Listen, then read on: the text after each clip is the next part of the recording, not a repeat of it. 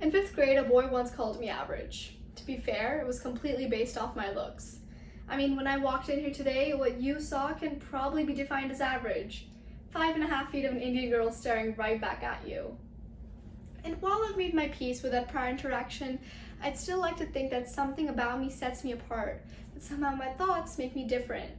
For starters, I firmly believe that the Queen of England is just a very, very well-built robot. I have a theory that Dr. Doofenshmirtz from Phineas and Ferb is actually just a play on Kim Jong-un's earlier years. And most importantly, I believe that La La Land is not a good movie at all. I mean, seriously, if we just wanted to watch a white man claim to bring back jazz and see people just tap dancing in the corner, we could have watched Dance Moms, because I think we can all agree that even on a good day, Ryan Gosling doesn't hold a candle to Abby Lee Miller. And so, fifth grade boy, today, I think we've successfully proven that I, if anything, am not average. In fact, some could say that I'm quirky. I know I would say that I'm not like other girls. Yeah, I can just feel the secondhand embarrassment radiating off of everyone, because let's face it, that's not actually a phrase we use to talk about people that we want to set apart, rather a satirical comment we use to tease people who think they're overtly qualified of being different. But why is it that a mere phrase that claims to set females apart is one that's almost always dismissed as a joke and never taken seriously? This is increasingly important because according to CNBC on January 14th of 2020, right now there are more women in high-powered roles than ever before, yet there's still a fear of being classified as something we're not and of being set apart. So today, let's take a step back in history to truly understand where these norms came from. Today, we will understand the persistent attempts to fit women into molds by understanding three main ideas. First, we will talk about language associated with unconventional women. Then we will understand how these historical norms came to place. And lastly, we will talk about the global standards set for women today and how they'll continue to impact the women of tomorrow. To start off, I think I'd like to share another one of my opinions, but this time, I think it's one we can all unanimously agree on. Halloween is the best. In fact, I love the idea of dressing up as someone else because at its highlight, it can give you a walk in someone else's shoes, and at its lowest, it glamorizes identity theft. But regardless, I love costumes, and my favorite one would have to be that of a witch. In fact, while growing up, I heard other people call others witches, and I thought it was great, like Halloween all year round. But as I started to age, I slowly understood that the word witch wasn't just an innocent word, but rather an insult shaped to shame women. You see, Chi Lu of the Daily Juster finds that any insult towards women is almost always one that attacks their lack of adhering to societal restrictions, whether it's not being easygoing or acting with an air of non-threatening femininity. We've seen this happen before, whether it was our ex-president coining the term nasty woman, or even former press secretary Kellyanne Conway calling a congresswoman dumb simply because she didn't agree with her domesticated views on life. And so when we see the unconventional women rising in their jobs, so do the insults. She's weird. Isn't she crazy? That witch. Witch. That's an interesting word. According to the Oxford Dictionary, it was first used in the year 890 BCE as the Old English word Wicca. You see, Wicca means wise ones and was used in comparison to both men and women. Yet as time went on, the word Wicca morphed into the word witch and was used almost exclusively towards women who had unruly feminine powers such as midwives or doctors. In fact, the ACPO organization finds that at the same time the word witch was gaining traction, so was the Protestant faith. And males in the Protestant faith saw these women as threats to their religion and prosecuted and executed them on the basis of witchcraft. Moving forward, these events were then started to call witch hunts in order to generate mass fear among women about what would happen to them if they didn't follow their conventional lifestyles that were assigned to them.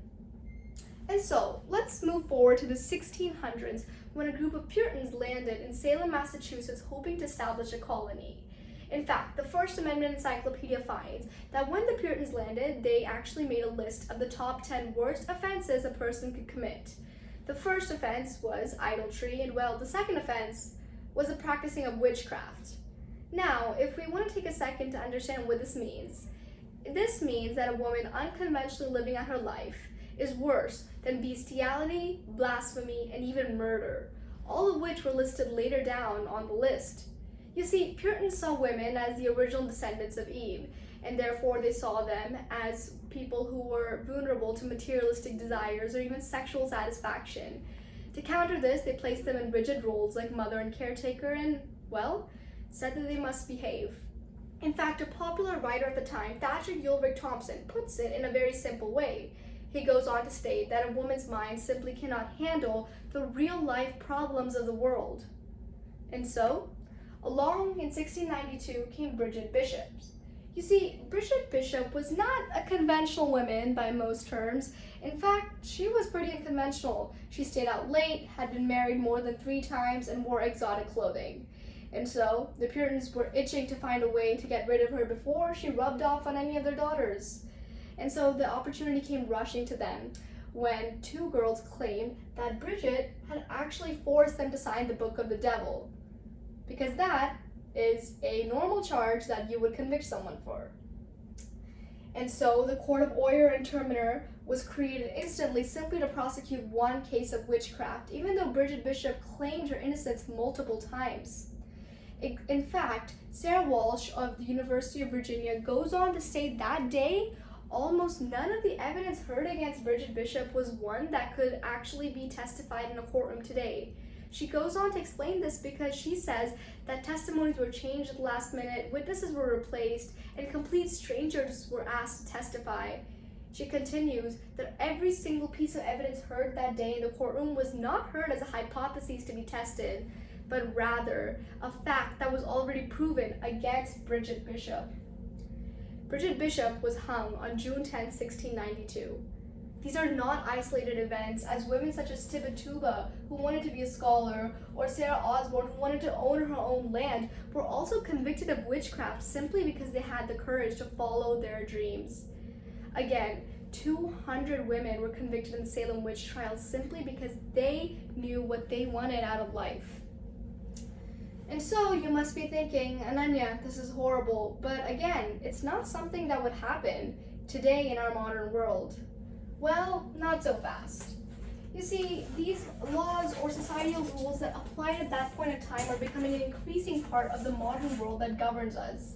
In fact, as Dorothy Hartman from the Education Foundation finds, in the early 19th century, jobs were blooming for women as the suffragette movement was taking off and education was increasing for almost women in every single state. Yet still over 95% of women chose to stay home simply because that was what was right. Moving on to the 1940s, we saw World War II happen, and when the men went off to war, we saw the women filling in the industries, taking over jobs where they could, and economists thought that this was the final push we needed to finally have a women-led economy. Yet in 1945, when the men came back, the jobs closed up, and the women returned back home again, because that was what was right. In fact, in the case of Koya Knudsen in 1960, the Historical Archives representatives find that Koya Knudsen actually ran to be a representative in Minnesota. Yet, when the public heard of this, they created a lot of backlash over the fact that Koya decided to actually nurture her political career rather than a family. This also ended up in a national media campaign titled Koya, Go Home. The National Historic Representatives Archive Society actually finds that this media campaign was what actually made Koya lose the election of 1960, which would have led her to be the first female representative of Minnesota. We see this apply to female politicians even today, as Politico finds that female politicians feel the need to walk a tightrope of femininity, something that shows that they're civilians, that they're still normal ladies, but also the fact that they can get work done and that they can be trusted in an office. And so, today, we have successfully understood the persistent attempts that society has made to fit unconventional women into molds.